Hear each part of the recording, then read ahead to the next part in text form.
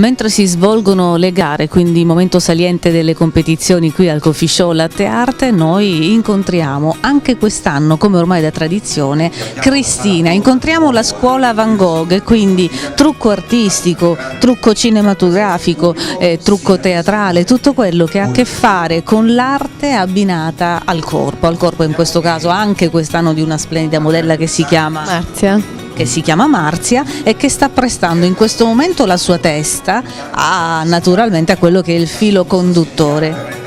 Non è difficile ipotizzarlo, no? Il caffè sulla testa, cosa stiamo facendo?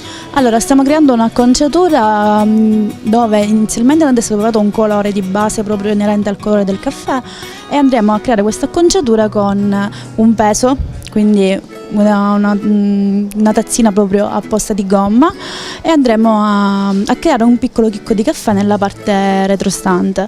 Durante il giorno poi andremo a colorare il corpo, a fare il body painting proprio per quanto riguarda il tema del nostro evento. Anche in questo caso quindi avrà dipinto sul corpo del caffè, dei chicchi o direttamente delle tazzine con il prodotto poi da bere. Sì, avremo la pianta del caffè e poi attaccheremo proprio i nostri chicchi del caffè verde che ci abbiamo proprio qui.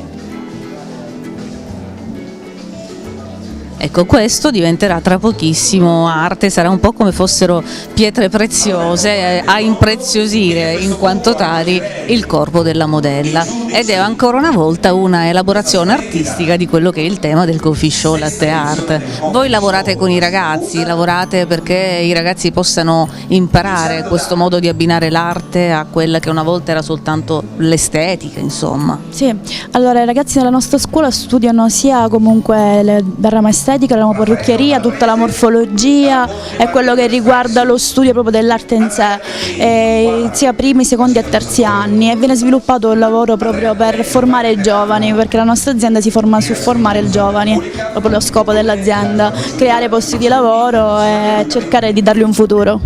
E poi mi chiedevo, ma questa è una domanda che devo fare a Marzia, stavo notando le ciglia di una lunghezza incommensurabile, mi rendo conto che fa parte del lavoro per la bellezza, ma quanto pesano però lì? Pesano poco, ma non vedo tantissimo, quindi sono un po'... vedo cose nere. Quindi... Come dire, non ci vedo chiaro. Esatto, vedo caffè.